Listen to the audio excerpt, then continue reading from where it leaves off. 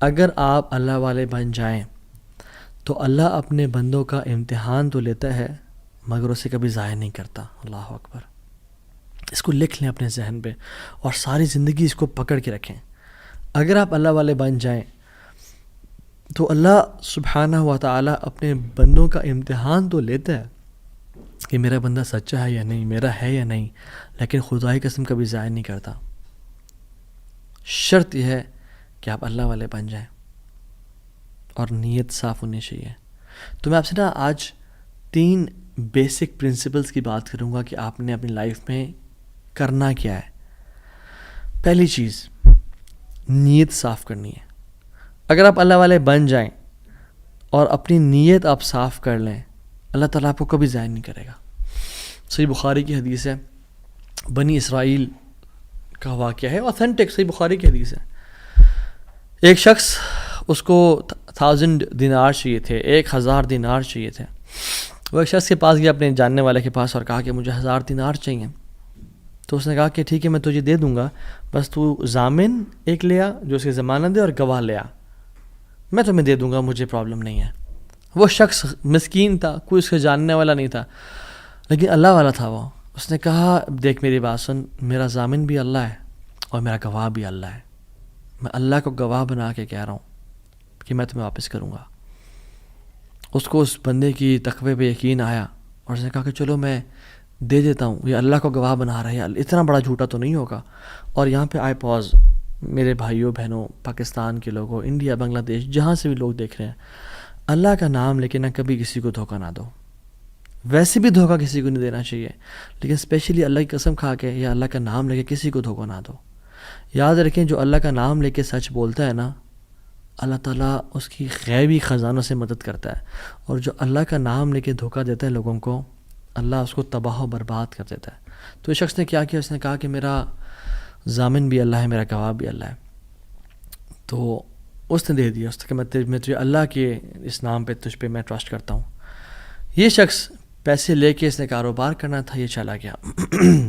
یہ جب کشتی پہ بیٹھا، سوار ہوا، دوسری طرف اترا، اپنا کام شام کیا، واپس آیا. جو دن اور جو مقرر وقت طے ہوا تھا، جب وہ کشتی پہ آیا واپس، ایک سمندر کے پار یہ شخص تھا، تو جو لاسٹ کشتی تھی وہ نکل گئی. یہ سر پکڑ کے بیٹھ گیا کہ میں نے تو آج وعدہ کیا تھا اور اللہ کو ضمانت دار بنایا تھا اور گواہ بنایا تھا.